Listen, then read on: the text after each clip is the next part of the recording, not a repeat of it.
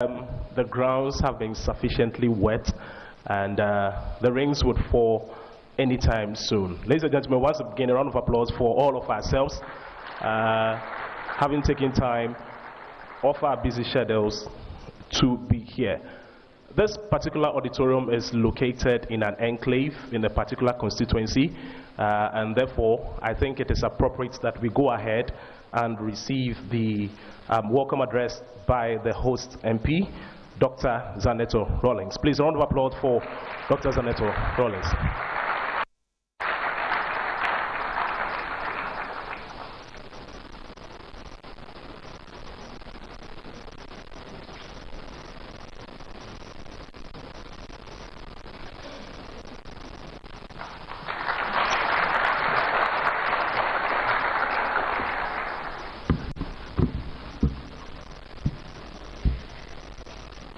Good afternoon, and you're most welcome. Welcome to Ghana, comrade, and welcome to my constituency. You're in the heart of Kotikole, which is one of the finest constituencies in the country. Of course, I say a big welcome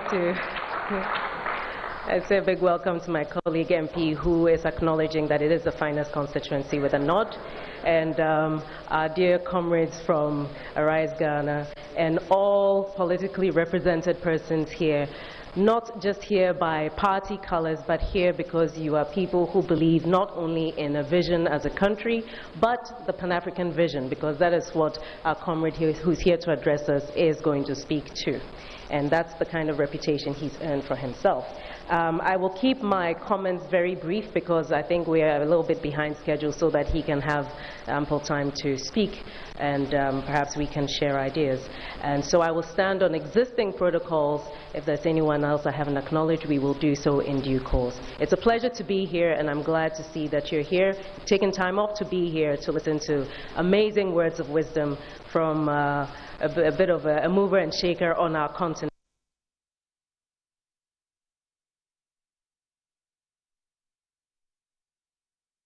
Across generations and across borders. We live on a continent that was carved out not by ourselves, where various families were split up based on their colonial masters, which has created problems that we perhaps are not really averting our minds to with regards to the severity of what these borders have done to our togetherness as Africans. Indeed, as a continent, we are very diverse. But there's so much more we have in common, and I think that commonality is what was disrupted, not just by slavery on some level, but also the colonial masters on the other. And unfortunately, we are seeing also what is a trend of the new masters, who are those cloaked in the suits of Democrats, but are using democracy to undermine the very pillars that are supposed to encourage nation building. And so if we're here today, I'm sure today the boom speech will come from someone else, not a Rawlings. Thank God for that.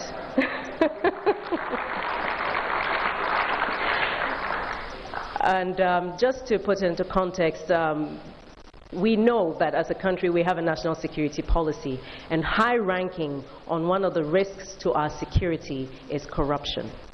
And corruption has now been said so many times that people are starting to become less sensitive to the impact of corruption on our lives. But whether it's in the educational sector, the health sector, whether it's in governance, corruption has become the canker that's eating us inside out. And if we as a nation are the home of democracy, and we indeed are supposed to be the gold standard, then we as the citizens need to demand greater accountability of our leaders.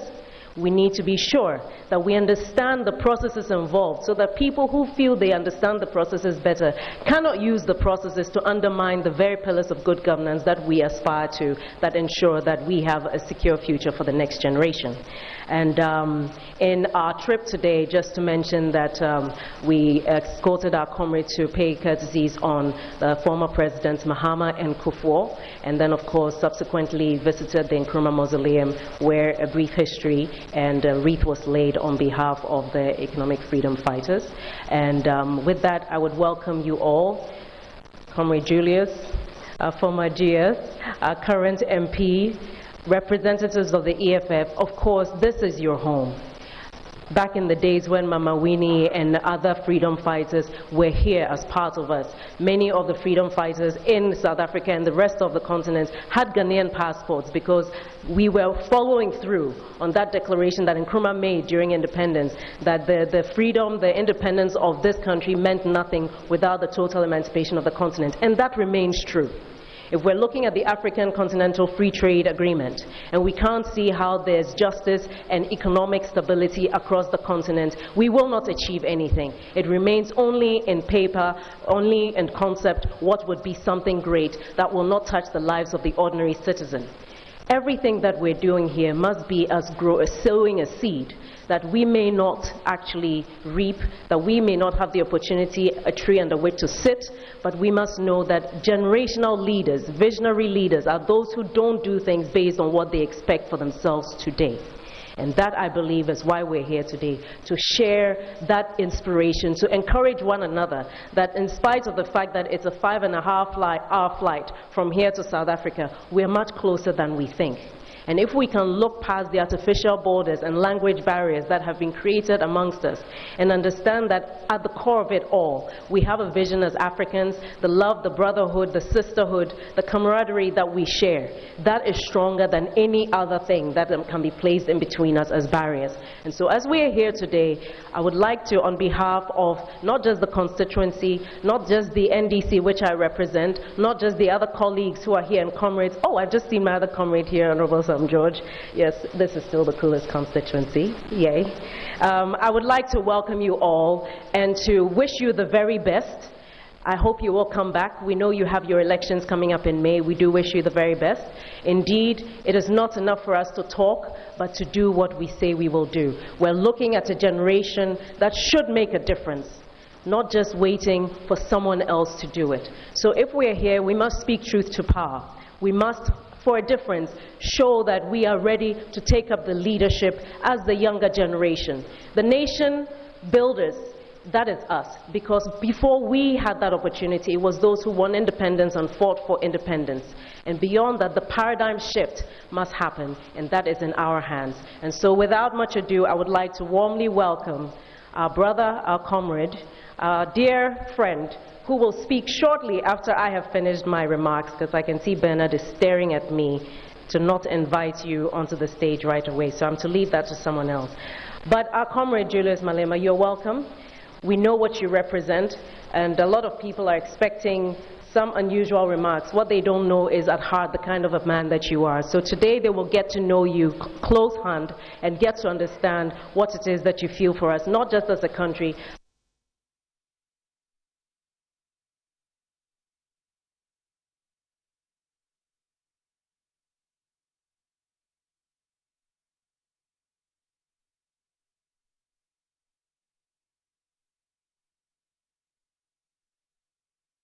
So that we can invite our dear brother to come on stage and to actually make the remarks that he has to. Thank you so very much.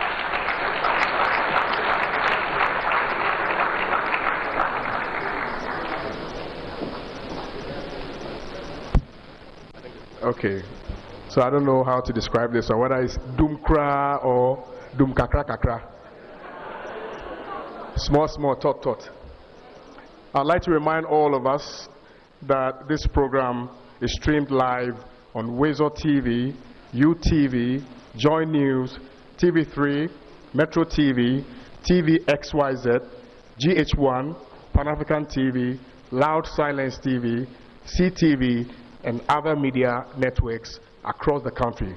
So thank you to all of you who are streaming this program live on your platforms.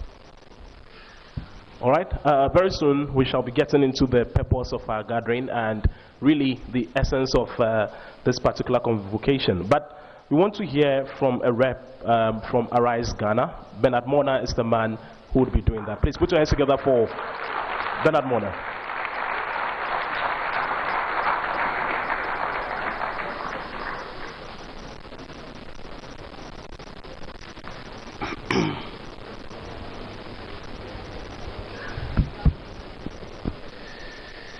It's very uncommon to speak on a presidential height this. I've been forced to read from a paper And as I was coming here, you saw Ludwig insisting that I should read. Comrade, I will disappoint you. And so I will not read. But I will give the script to you and to the media so you can take it, because we want you to speak for the full time. First and foremost, on behalf of Arise Ghana, I want to welcome Comrade Malema and the EFF team from South Africa to Ghana.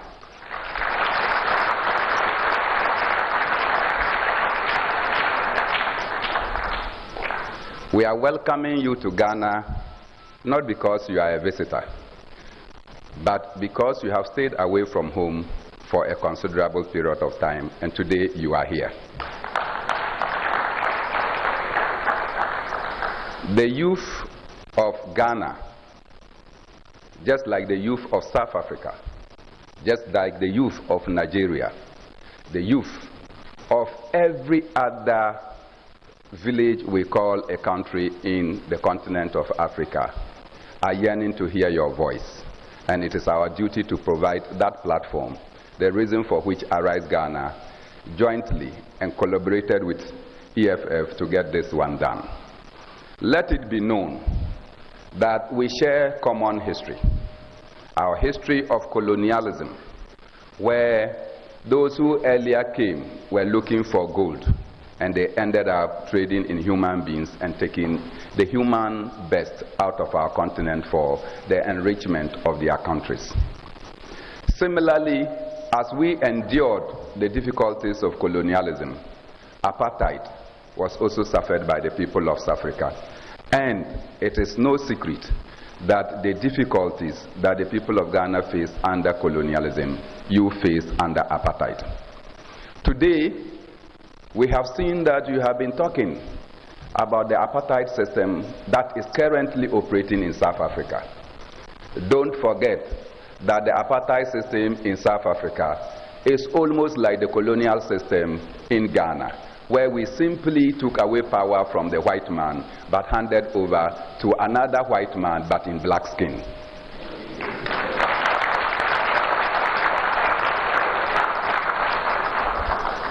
We say this because if you go across the streets of Ghana, many young people who have acquired various skills are without jobs, because every sector of our economy has been taken away by the white man in black skin and actually freely given to the white man in white skin.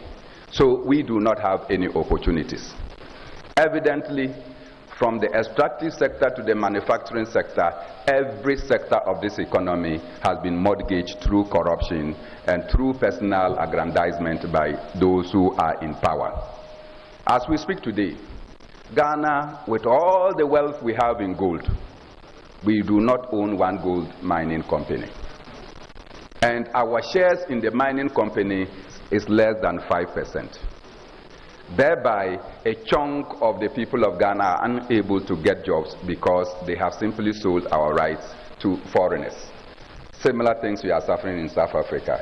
I can see that SG is nodding. Evidently, we speak today, lithium that we recently discovered in enormous proportion and for commercial purposes is being auctioned to some Mozungus somewhere, to the disadvantage of the people of Ghana and the people of Africa. And we are told to clap because we are able to get 10% of that lithium in terms of royalties, not even in real ownership. And every day we are told that this is the best deal we have gotten since colonial era. The people of Africa cannot settle for less. Particularly so that you have been speaking that we have to have a borderless Africa. We in Ghana, we have very exciting stories to tell you. If you just go across Togo, where Dr. Zenato's other village is, it's evident that you see a Togolese whose bedroom is actually in Ghana and the kitchen is in Togo. That is the kind of houses we have. You will see somebody whose farm is in Ghana, but he resides in Togo. If you go across Burkina Faso, it's the same thing. If you go across to Cote d'Ivoire, it's the same thing. And we speak the same language, we eat the same food, we celebrate the same festivals and what have you. That should tell us that some white man somewhere, in some years back, sat in Berlin and took a pencil and just carved and said that this parcel belongs to France, this parcel belongs to Australians, this parcel belongs to Portuguese, this parcel belongs to the English, and then we accepted it. This you have been fighting. So on this African Dialogue series, we had no option than to invite the man who has been speaking eloquently and so passionately about the desires of young people to lead Africa to its proper perspective. So Arise Ghana is happy to welcome you to your home and to invite you to speak to the people of Ghana and the young people. Thank you so much.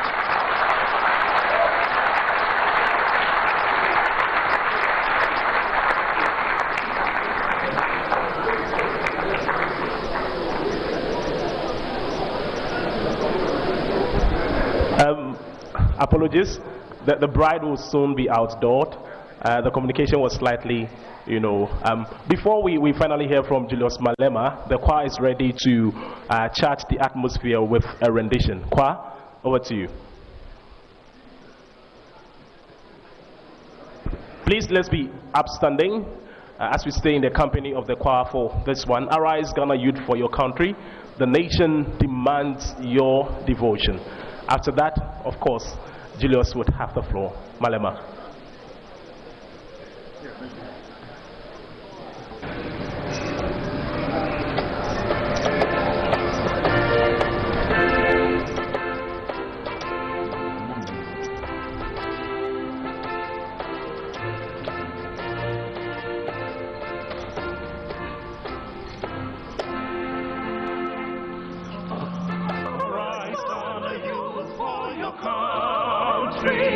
The nation demands your devotion. Let us all unite to uphold her and make her great and strong. We are all involved. We are all involved. We are all involved in building our motherland.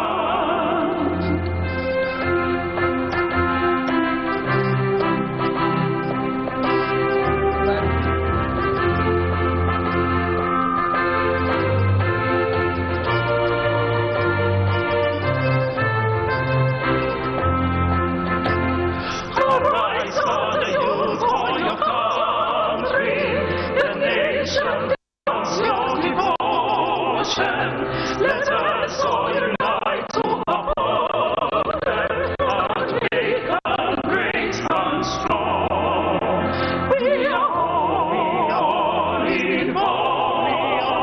We are all involved. We are all involved in building our motherland. Thank you very much. Choboy! Choboy! Choboy! With the greatest of respect, let me invite up here Mr. Ludwig to introduce us to our speaker. Round of applause, please. May you be seated. May you be seated.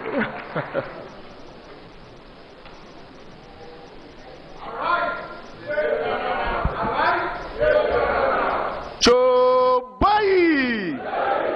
Chobai! Chobai! We are all involved. We are all involved.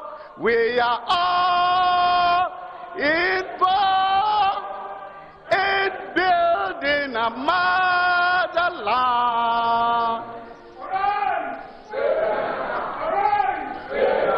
Ladies and gentlemen, we are really all involved.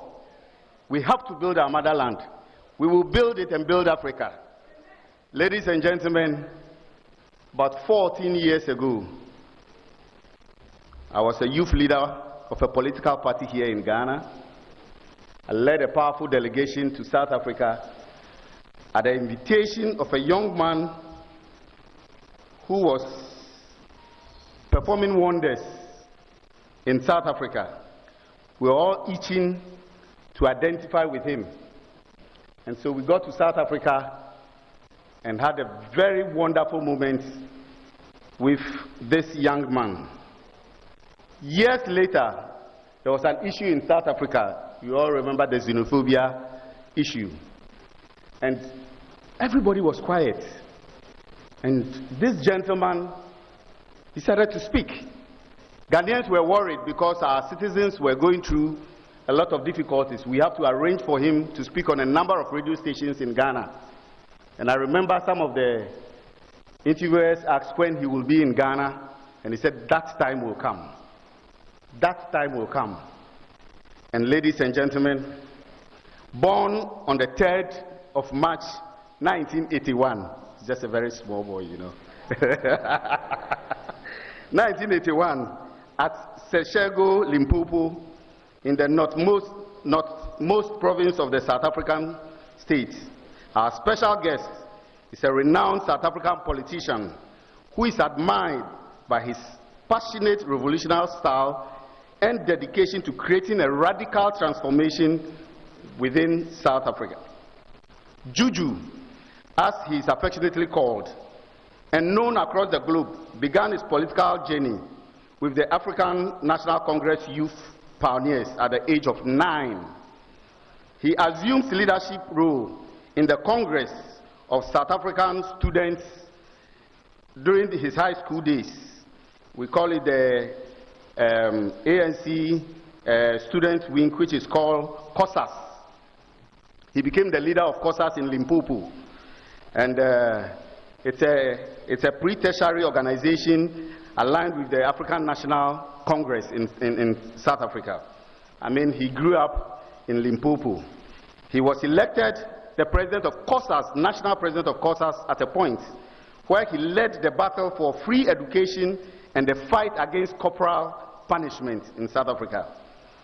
He also served as the provincial secretary of the Youth League in Limpopo, and later as the national president of the African National Congress Youth League in South Africa.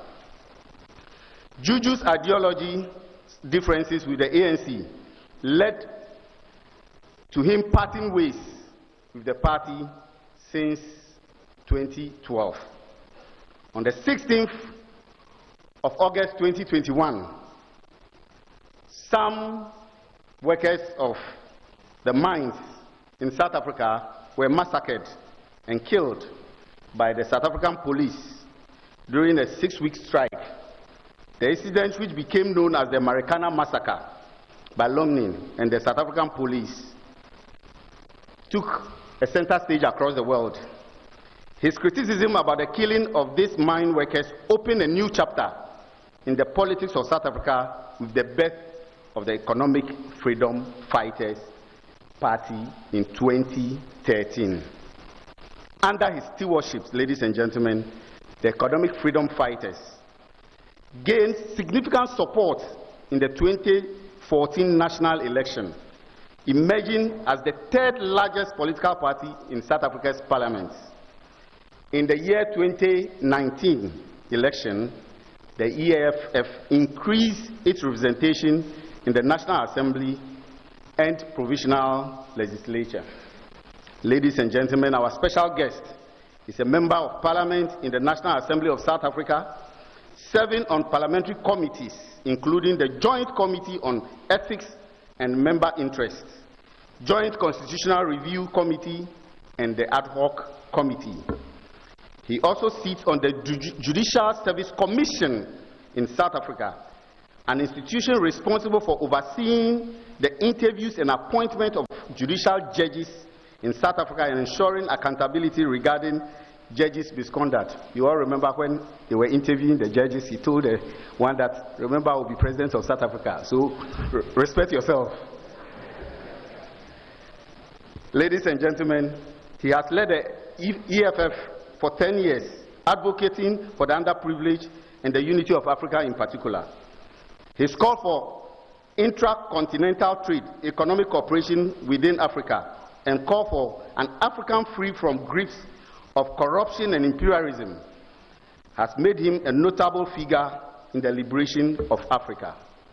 Ladies and gentlemen, a lot of people see him as someone who always boom. But today, His Excellency, former President of the Republic, John Ajekun Kufuor, said he had a perception of him. But after meeting him today, he thinks that Julius is the type of young man Africa needs moving forward.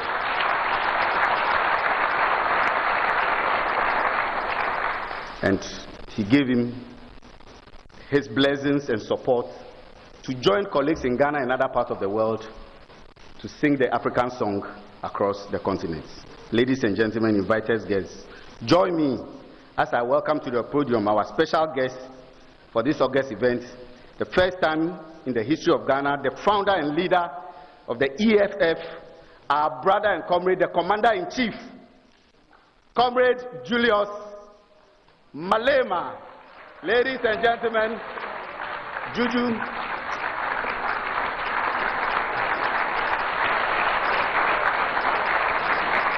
We can do it better. We can do it better for Juju.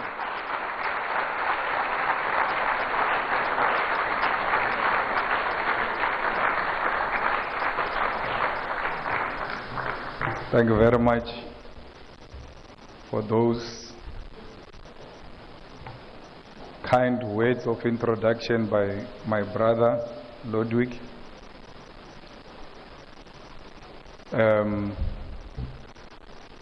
Dr. Zineta, Rolling, and your brother, JJ, and the entire family of President Rolling, and the leadership of Arise, and the leadership of the NDCA, CPP, the student representatives, and the national youth organizations that are here, and all those dignitaries that made this possible. Want to take this opportunity to salute you and appreciate the effort you have taken in making sure that we dialogue amongst ourselves as Africans without supervision, that we require nobody to come and be a supervisor for us to meet, that we can call each other on our own and have a conversation, and where we don't find one another, we agree to disagree, go different directions, to meet again tomorrow, because we believe in the power of persuasion.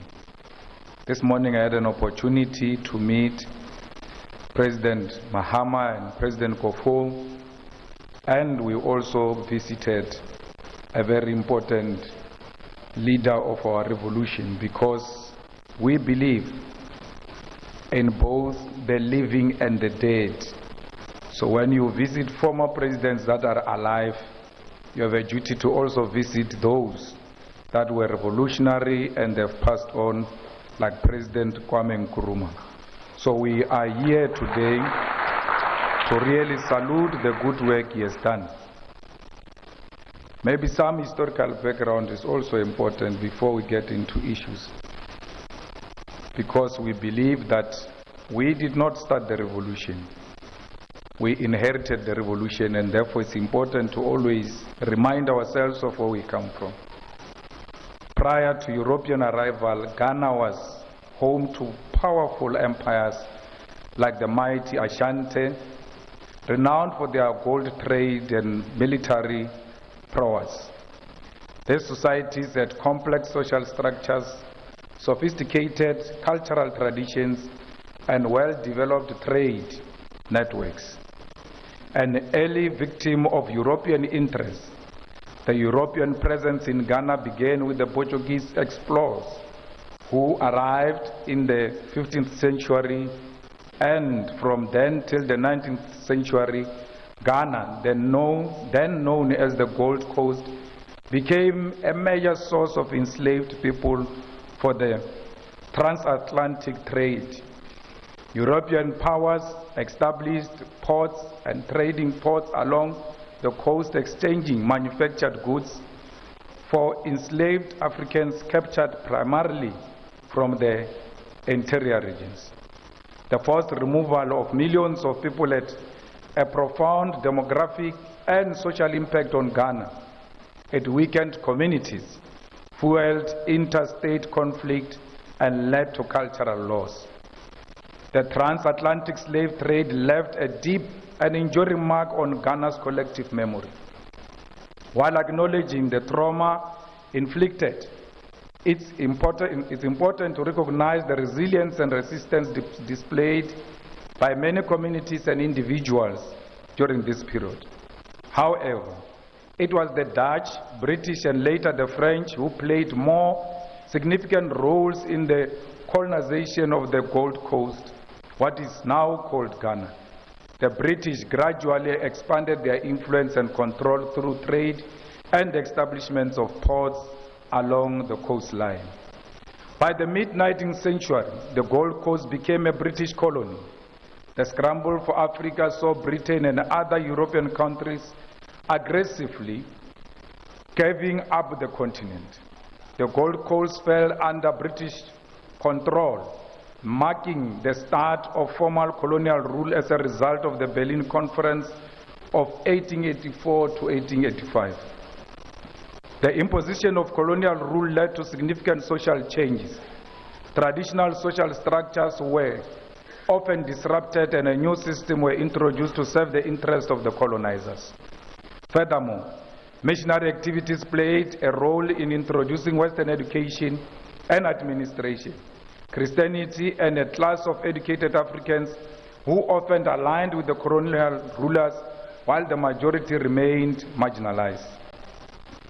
There are those who wanted to assimilate with the British policies, undermining their own traditional languages, customs, and belief systems, contributing to a loss of cultural activity. The Gold Coast economy also became solely reliant on exporting raw materials, hindering internal development. The formation of political organizations such as the Convention People's Party, CPP, marked the beginning of organized political movement seeking self-determination. Ideas of Pan-Africanism, emphasizing continental unity and liberation from colonialism, fueled the independent movements all over the continent. Intellectuals like Kwame Nkrumah emerged as powerful voices advocating for self-determination. The CPP, founded in 1949 by Kwame Nkrumah, mobilized mass protests and strikes, forcing the British to acknowledge the desire for independence. Initially resistant to independence, the British eventually conceded due to internal pressure and rising international dissent. Their primary concern was maintaining economic interest and ensuring a smooth transition. Traditional authorities and ordinary Ghanaians, from farmers and miners to students and intellectuals, contributed to the struggle through protest, boycott, and their unwavering support for the independence. The whole continent started learning from Ghana that it is possible. So when you go to Ghana, it is not because you are going to teach Ghanaians anything, because they've seen it all, including leading the first determination of an African state on the 6th of March, 1957. So Ghana is a home of democracy.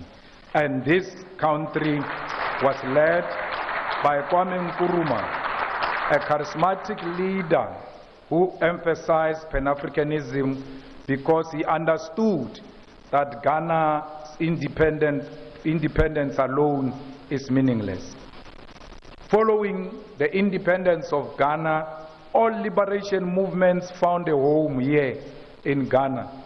The organization of South Africa, such as the ANC, the organization of Angola such as MPLA, the organization of Mozambique such as Frelimo, and many other liberation movements found this place as a liberated zone. And many of them started knowing what a passport looks like from here, because Kwame Nkrumah make it a point that they are able to travel all over the world to spread the message of Pan-Africanism and independence of Africa. Nkrumah did not only develop connections amongst African state and liberation movements, Nkrumah developed connections with African American artists, writers, and all kind of people who were found in diaspora.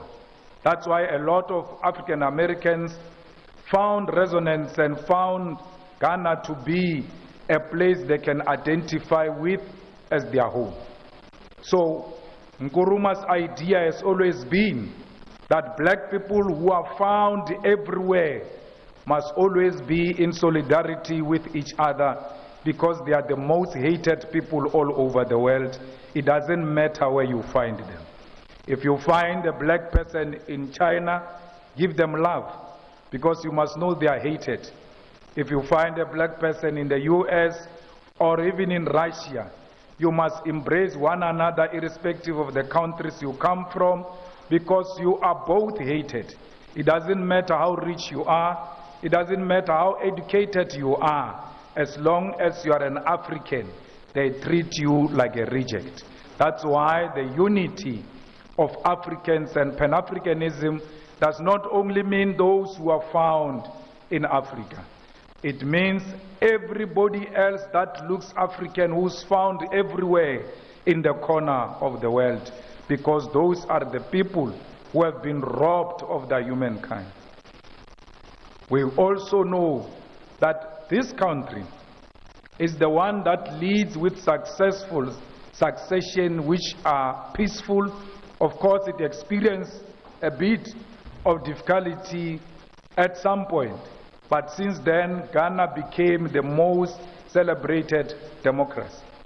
But the democracy of Ghana is threatened by corruption, a corruption that made sure that Ghana does not pay its international debt. As a result, today, Ghana is unable to self-determine, because everything else is dictated to Ghana by IMF and the World Bank, because the current leadership failed to honor their obligation.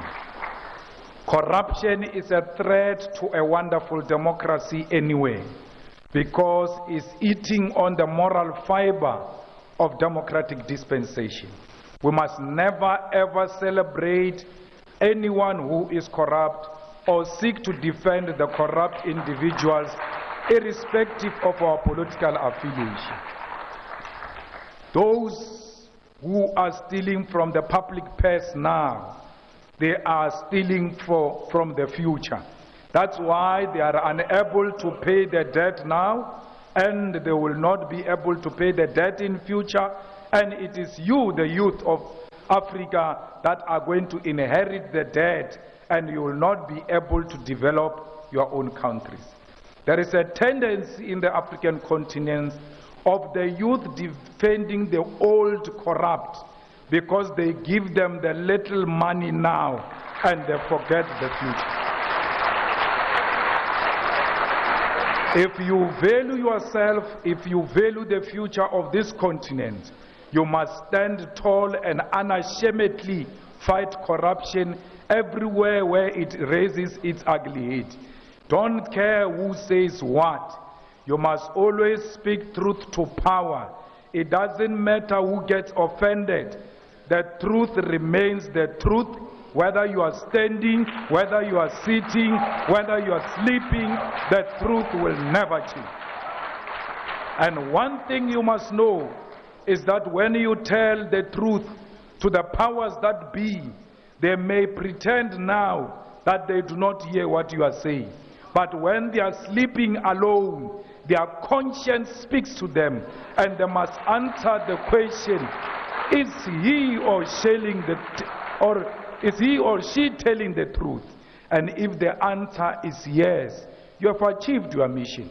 They will never know they are corrupt until someone tells them on their faces that you are for yourself, you are for your family, you are for friends, you are for the politically connected, and you are not for our continent, because our continent is about the unity of African people that is based on economic ownership of the means of production.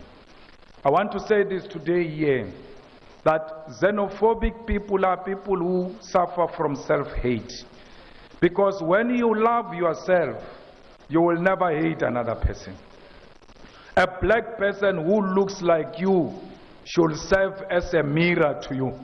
When you look at that black person, you must see yourself.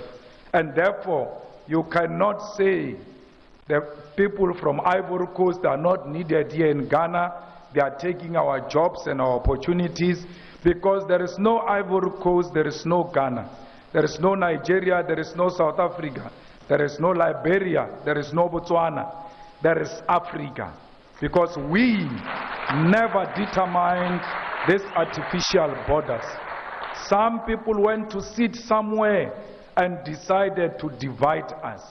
And they did that with a pen and took away our brains, because there is no wall. In other places there is no fence, yet we see the wall and the fence that doesn't exist. We are unable to break these imaginary artificial borders, because our boss told us that we are divided. We are being treated like mad people, where you've got a gate without a fence. All of you, when you want to exit to Ivory Coast, you go to a border, and that border is a gate. But when you check on the side of the gate, there is no fence. Our people are living together.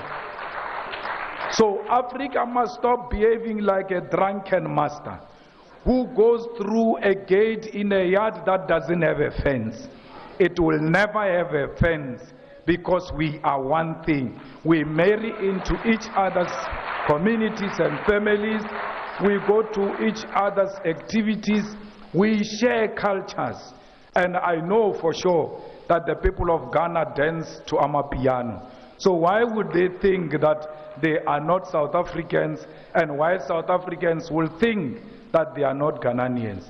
It's only an imagination that was instilled in our heads by our colonial masters. We have to make sure that as a new generation, we do away with this. We, as a younger generation of Africa, we must not seek to get rid of the old in a disparate manner to a point where we destroy institutional memory. We must always make sure that the old coexist with the young. But the old must be prepared to pass the wisdom to the young ones. For because at some point, the old must die for the new to emerge. And it's not me calling for the killing of the elderly African leadership. Nature dictates that the old at some point must die for the new to emerge. But this new must be prepared to learn from the old. I was in Liberia yesterday, and I saw the inauguration of an old president. I got so worried. But when I saw the vice president, I left Liberia in a very comfortable way, because I saw a generational mix where the old and the young coexist in one office. And I hope the vice president will not be suffocated, because the president must know that with all his experience and advanced age, he has a duty to pass the baton to the younger generation.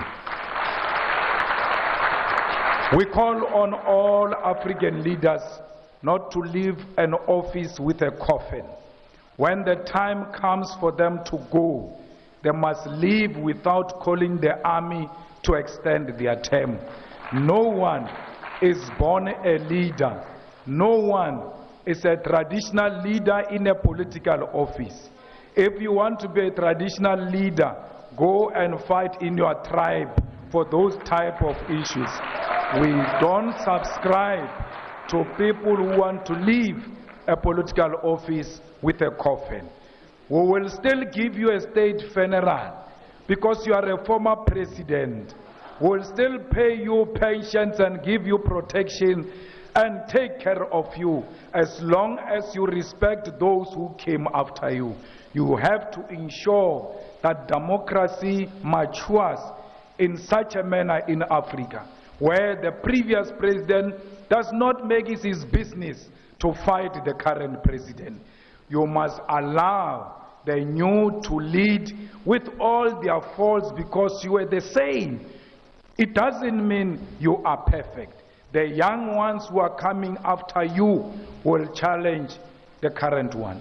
No African leader who is on retirement should lead from the grave. They must all be like all other progressive former presidents who are statesmen at home waiting for courtesy visits and consultation and attending to honor state functions.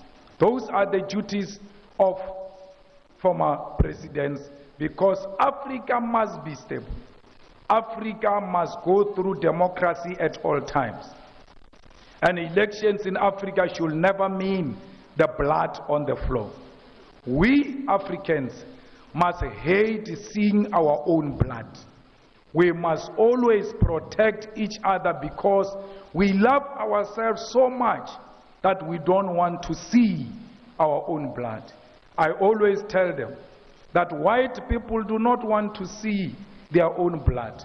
That's why it's not easy for a white person to kill another white person.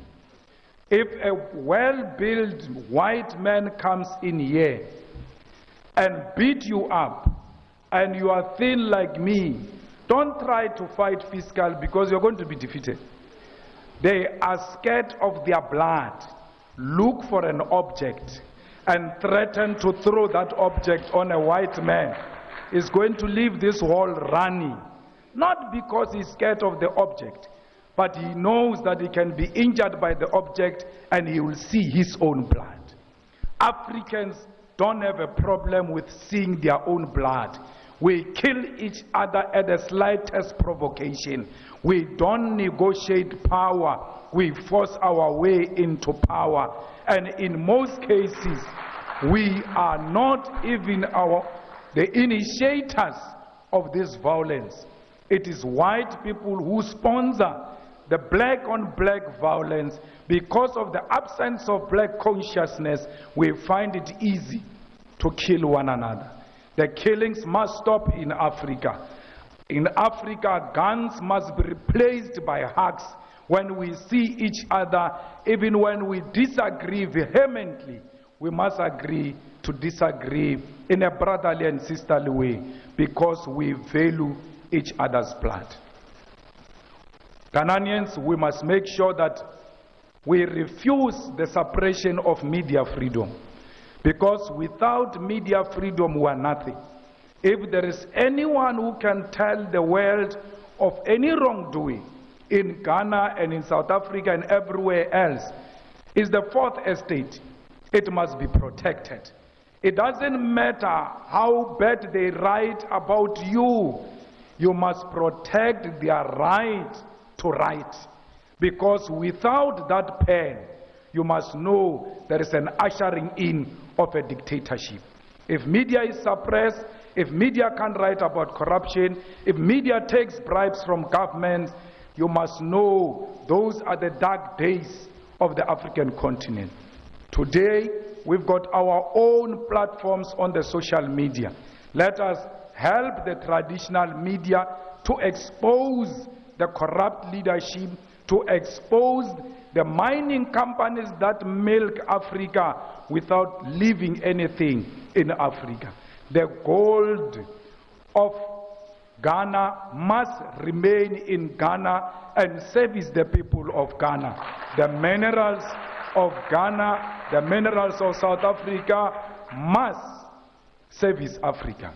The EFF believes in one Africa where we've got one president. I know Kwame Nkrumah was accused of wanting to be a president of Africa.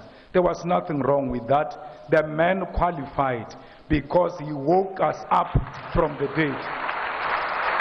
We're continuing with Kwame Nkrumah's call. Even if we don't achieve it in our lifetime, we must create a solid foundation for one Africa, because one Africa is a threat to Europe and America. Africa with one president, Africa with one currency, Africa with one military command, Africa with one parliament. It's a threat that America cannot stand. Imagine a currency of Africa against the currency of USA. Ours will be based on the natural and mineral resources of our continent. And what will the currency of France be based on? Because France can't even produce anything for its survival. The whole soccer team of France is Africa. That's why when France plays with Britain, we all unwittingly support France because we see the blackness of the team. That's how much important we are as Africa to this Europe, America, and all those who support neocolonialism. Fellow Ghanaians, anyone who says the people of Palestine must be killed is an enemy of ours. The people of Palestine have not committed any sin to anyone. These organizations that got passports here in Ghana during colonial times and during apartheid times, they were called terrorist organizations. But to us, they were never terrorist organizations. They were revolutionary organizations that seek the liberation of our own countries. We cannot listen to the same propaganda that was used against us during the years of liberation. Kwame Nkrumah was called a terrorist. Nelson Mandela is still on the list of terrorists in USA because they fought for the self-determination of Africans. That's exactly what Hamas is demanding. That let the people of Palestine reclaim their own land. Let the people of Palestine have the self-determination without anyone imposing anything to the people of Palestine. If the people of Palestine want two-state solution, let them say so. No one must meet in UN or everywhere else and say there's going to be a two-state solution in Palestine. It must be the Palestinians themselves, like the South Africans decided that we are going to coexist with the settlers. We will not send them to the sea. It was not a decision of the UN. It was a conscious decision by South Africans. Why are the Palestinians not allowed to make the same self-determination?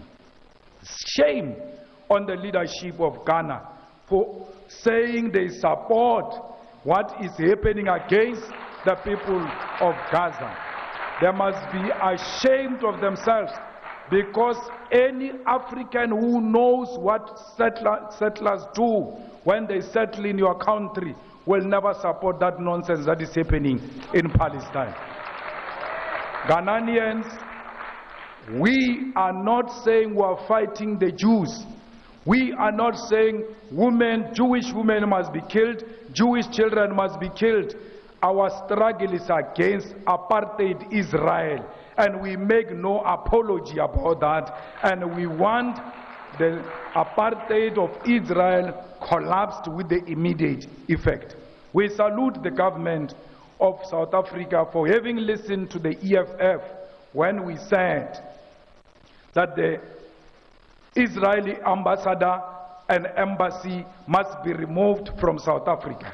Parliament of South Africa, through a motion placed by the EFF, took a resolution that Israeli embassy must leave South Africa because we cannot share the territory with bloody, thirsty individuals who have declared war on humanity. What is happening in Palestine is genocide. It has got no any other name. You can't bomb a hospital. Even if the leader of Hamas is in that hospital, as long as he enters a hospital, you must cease fire and wait and work on an alternative solution to get him out of a hospital. You cannot bomb a refugee camp because there are international laws that governs how you treat refugee camps. Even when you don't agree with Hamas or any other thing of that nature. But please protect humanity. We need all those who want to give humanitarian support to be given a passage to enter Gaza, to send water, to send food, to send medical equipment and medicine in Gaza.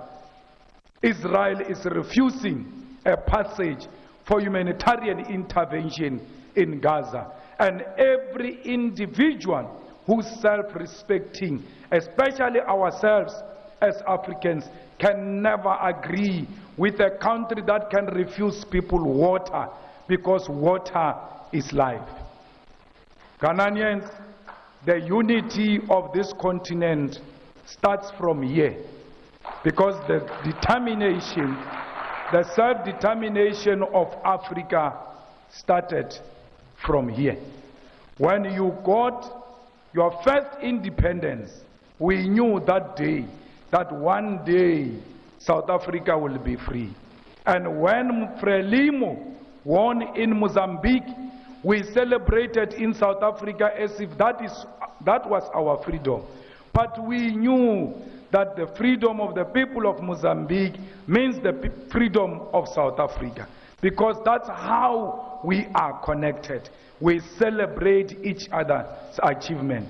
It started here in Ghana, it ended in South Africa. The unity of Africa must start here in Ghana, and will capture it in South Africa, because we always followed the leadership of the Ghanaian people. The economic freedom of Africa will start in South Africa. We want our land. We make no apology when we say we want our land. Our land was stolen, and we want it back without paying a cent. And no one must pay for a cent everywhere in Africa when they demand the expropriation of land without compensation. These people came and stole your car, and later on you discover your car. They say, it's true, it's your car, but pay us before you get this car back. And when you ask them why, you say, I must pay, they say, we have put Mac wheels, we have improved the car, therefore you must pay us, irrespective of them being in possession of stolen property. Anyone in possession of stolen property is a criminal, and therefore anyone in possession of our land without our permission is a land thief, is a criminal, and must be identified as such. When I say to you, demand the land, and will lead that struggle from South Africa, I know land brings about everything. For you to have a hair salon, you need land. For you to have a small shop of IT, you need land. The beautiful beaches belongs to the land. The mineral resources, the gold, iron ore, copper, and all types of mineral resources belong to the land. That's why when they came to Africa, they did not steal our women or our men. They stole the land. They knew women and men will come with the land. That's why we need to start from where they started when they offended us. We need to take the land, because once we take the land, they will start respecting us. You will never be respected if you don't own property. It doesn't matter if all of us in South Africa own property. As long as the people of Namibia, as long as the people of Ghana do not own the land, then our land ownership is meaningless, because when you go to the USA, they don't see South African, they see an African. West, they can't differentiate between South Africa and Ghana. That's why all of us must reclaim the land and the mineral resources of the land and the natural resources of the land, so that when we move all over the world, when they see a black person, they should know these are the property owners of their own continent and their own land. So when we fight for economic freedom, we should do so without being ashamed. Because political freedom that Kwame Nkrumah achieved and generations after him achieved is meaningless without economic freedom. You can vote until you are purple. As long as there is no bread on the table, that vote is meaningless. You must vote when you arrive at home. You must find bread, you must find free education, you must find quality public health, you must find reliable electricity, and not what we experienced earlier on. We must make sure that we own everything that belongs to us. So Africans, I don't care how many we are, we must believe in ourselves. At least be an individually liberated African who is not scared of colonizers, who is not scared of white people, who doesn't worship the establishment, who calls a spade a spade. That is the only way Africa will be respected. This continent is one. They might think they divided it. I can guarantee you now, like we saw when Ghana got liberated in South Africa, we said one day it will happen. It came many years after, but eventually it came. The unity of this continent is going to come. And when we call on each other to come into each other's countries, we must embrace that with ease. Me being here in Ghana, I don't feel like I'm in a different country. Because in this world, there is nothing different I'm not used to in South Africa. When I look at left or right, I see my brothers and sisters. When I walk outside and drive all over, I see the poverty of Africa that I see at home. So why would I claim I'm in a different home? Because conditions are the same. So when I'm here, I'm at home. When you are in South Africa, feel at home. South Africans are not xenophobic. South Africans are peace-loving people, and I extend my invitation to all of you to come and study in South Africa, to come and work in South Africa, to come and take your holidays in South Africa, because it is your home too. The same way you welcomed us here, we'll welcome you in South Africa. Thank you very much.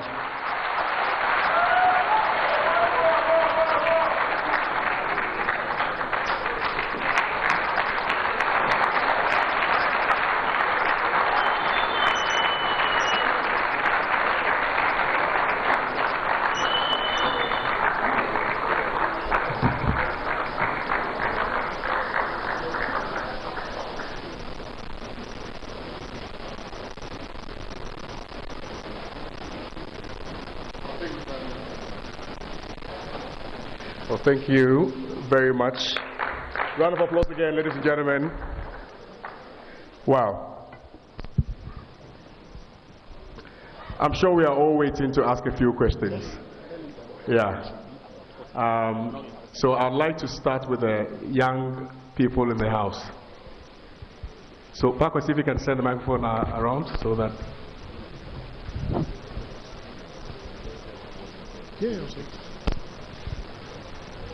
So, question specific to what he said. And we shouldn't go beyond the periphery of what he said. So we have to be very confined. 4 people. I see a hand here. I see a hand over there. So let's start with this man.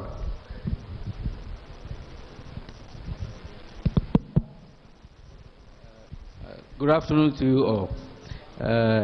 My name is Mr. J. I started monitoring Julius Malema from about almost 7 years now. I asked myself one time that does our presidents, all presidents all over Africa are listening to this man, and why still are we? Why are they not following his speeches, or why are they not implementing what he is coming out with? And in fact, as he is in Ghana today, I'm very happy to see him here. And I want, or we want, all our Africans to emulate whatever he is saying, to implement. Well, thank you very much, sir. We don't have time. Thank you. There was a hand over there, the guy in blue. Yes. And then 2, 1 will come from here, 1 will come from here. Brief. Thank you very much. I've always dreamed to get the opportunity. Let's go straight to the questions, please. I am about to ask the question. So ask. Yeah. Thank you very much. My question is, in South Africa, I have been monitoring Honorable Julius Malema for about 10 years now.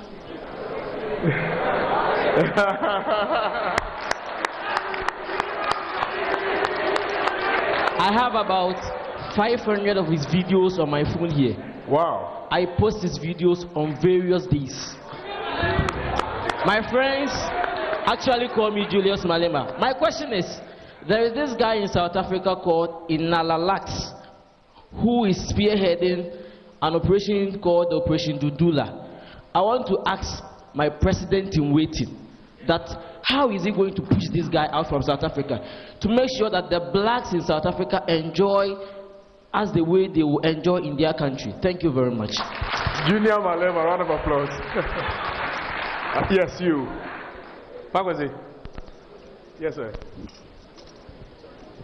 I saw this hand first, the one standing over here. Sorry. And then the chief at the back.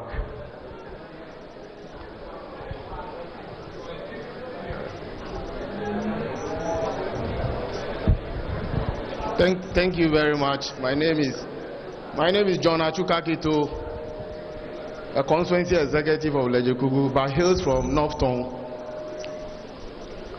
What I want to find out for Comrade Julius is that there's a problem in Africa. I won't illustrate my position with a political party, but I'm going to illustrate it A and B. I thank Honorable Okujeto. He just looked at me because I thought I come from North Tongue. There's a problem in Africa, A and B. If you are in A and there's a wrong going on in A, in your submission, you talk about, you call names, thieves, criminals. In Ghana, Africa, if there is a corruption going on in A, you can come out and say it. When you say it, you are the black sheep of the family. So I want to find out, do we really want to build Africa? The hypocrisy and the pretense is one too many. I thank God that my MP is here. He's a very vocal person. Let us speak truth to power. That is the only way Africa will come out from the deteriorating and the disgrace we go through. I won't talk much. Thank you very much. Aluta. The last one. Aluta. The man at the back in green. I saw him first. Respectfully. Yes, sir.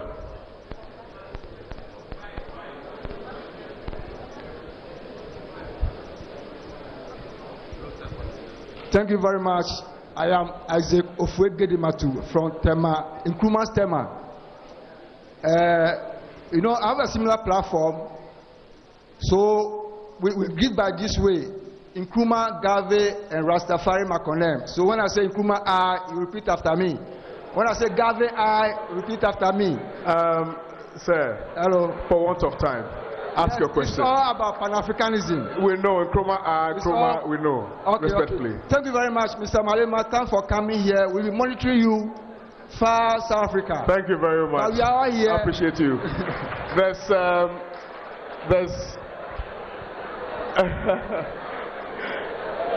Pagwazi. Yes. Yes.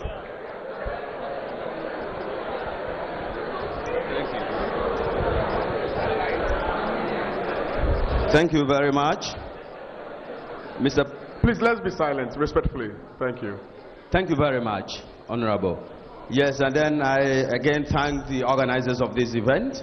My name is, let me mention, okay, I'm Engineer Dr. Bright Sugbe of African Development Council.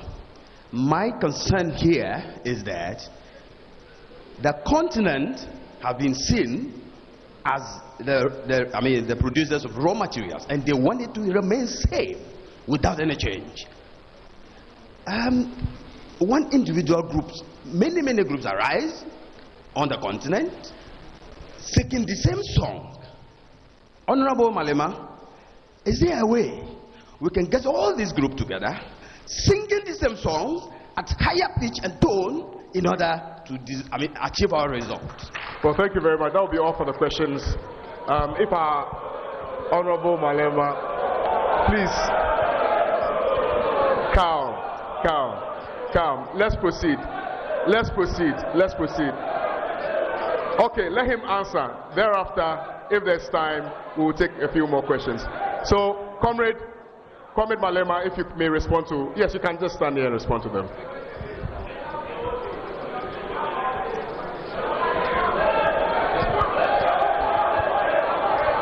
No, thank you. Yeah. Please, let's be calm. Choboy. Thank you. So, thank you very much. I think most of the points were just complimentary, more than anything. Ntantalax is not a definition of South Africa. He wanted to use xenophobia for his rise to fame. Even Tutula movement did not belong to him. He went to hijack it for his own selfish interest, and we have reduced him to an insignificant molecule, and therefore no one can rise in Africa on the ticket of xenophobia. That is the beginning and the end of your political career. So anyone who says such politics is not worth entertaining, because they are short-lived politics and they will never be sustained, because politics are based on history, on philosophy, on ideology. Who of the ideological icons that are celebrated internationally and politically, progressively, was arisen into power on the basis of xenophobia? So that's why it's not sustainable.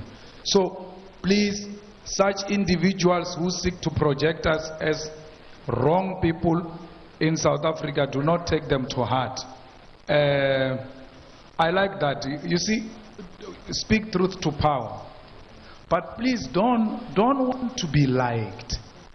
A lot of us, we suffer from wanting to be liked, especially being liked by people in power, because you seek favors. I seek no favor, for because I believe in myself. So you ought to believe in yourself.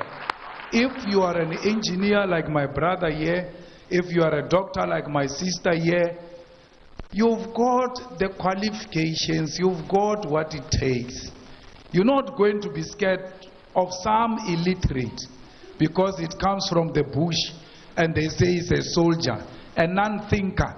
and you are scared that when I oppose this person, he will point a gun at me, you must tell him that put it here and shoot me and make sure I die. Because I'm not scared of death. I'm scared to die before I die.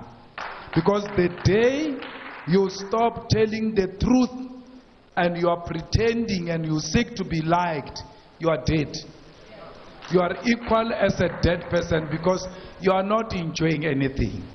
So when I live here, I'm not worried there's someone who's going to call and say, those things you spoke about them there, pay me the money I borrowed you. I don't owe anyone anything, nothing. I don't seek favors from a white man, from colonialists, from anyone.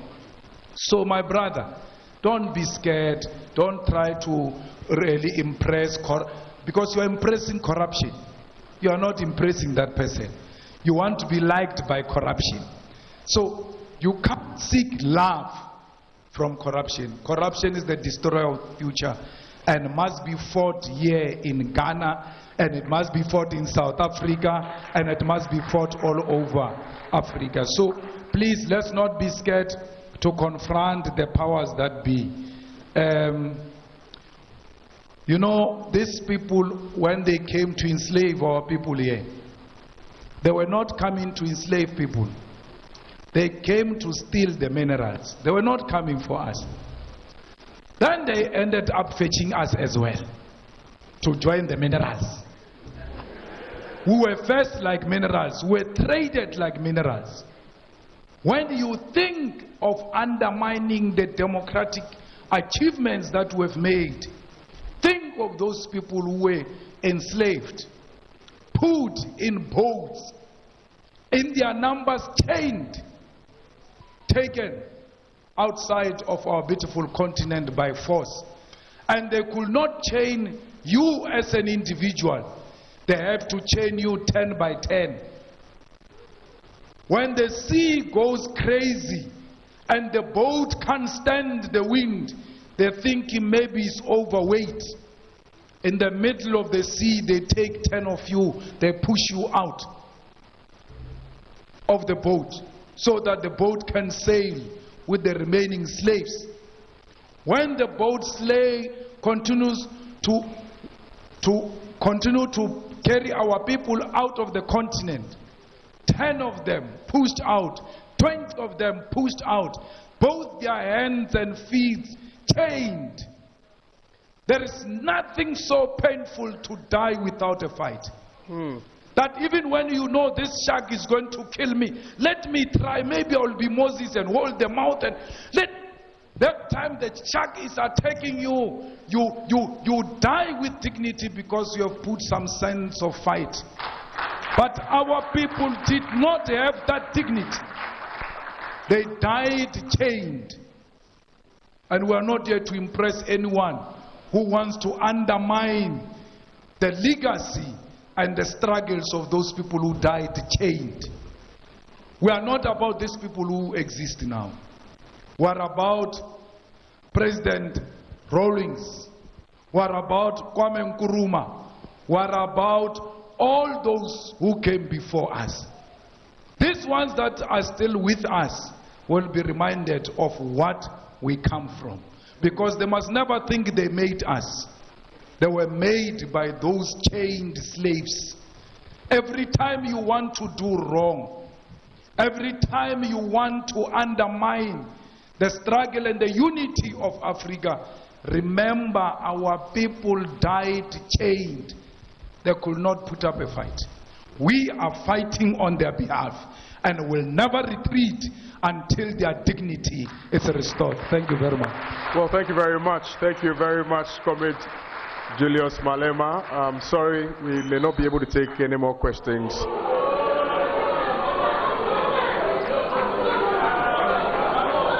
Okay, well, yes, he has a flight to catch, so respectfully, let's respect his time as well. I know we have tons of questions for him, so yes. Now, let me respectfully acknowledge the presence of Mrs. Kwashi, a South African and a member of EFF here seated at the front seat. Give us a wave.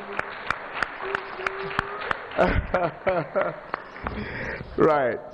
That being said, we have a very wonderful presentation, but before then, I think it's imperative that I acknowledge Dr. Kofi Amwa, also known as Citizen Kofi, who was slated to speak today, but for want of time, he was unable to so do. But he's been very, very instrumental in the organization of this wonderful dialogue. I think it's important that we give him a round of applause, please. Also, a big thank you to African Development Council. You spoke. Sir, thank you very much for your support. We greatly appreciate your support. So, shall I invite up here Nanaya Jantua, former General Secretary for the CPP, to help us with the presentation, as well as my brother Ludwig and Bernard Mona. Please come up stage. We received lots of gifts from Batakari to Kente, for our wonderful comrade Julius Malema. Round of applause, please, for them. You see, the woman is upset because she intimates that I didn't give the woman a fair opportunity. But next time I'll do that. Yeah, next time I'll do that.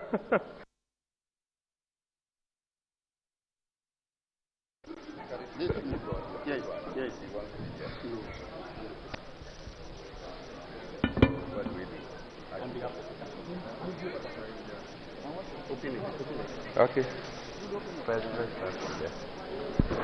Juju, those who did this says that this is a smoke.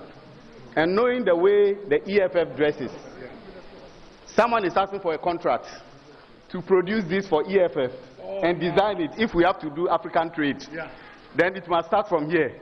And so one was presented to you earlier, 2 more is here. And so it tells you that all the executives of EFF, when you resume, start wearing this. African solidarity. That's the lady that donated it. So they will dress you with one. Oh.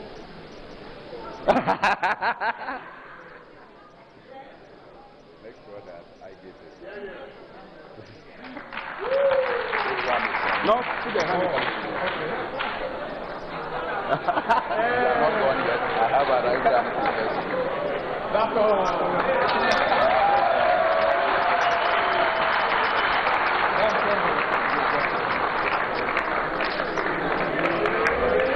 Now announce the Arise Ghana thing. Then the next one is Arise Ghana t-shirt, just to show the relationship between Arise Ghana and the EFF.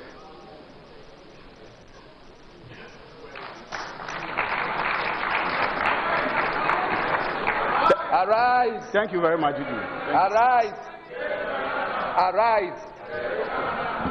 That one should be. Well, thank you very much. Wow, so beautiful. All right. We are in the dying embers of this dialogue, and on behalf of Arise Ghana, we'd like to say a big thank you to all of you.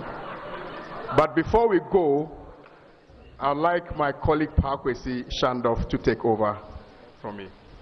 All right, we would want to now have the closing prayer. Baba Sadiq, understand you do us the honor of the closing prayer. Please put your hands together for Baba Sadiq. Baba Sadiq. Young, dynamic, energetic young man. Shall we all be on our feet, ladies and gentlemen, as Sadiq. we take the closing prayer?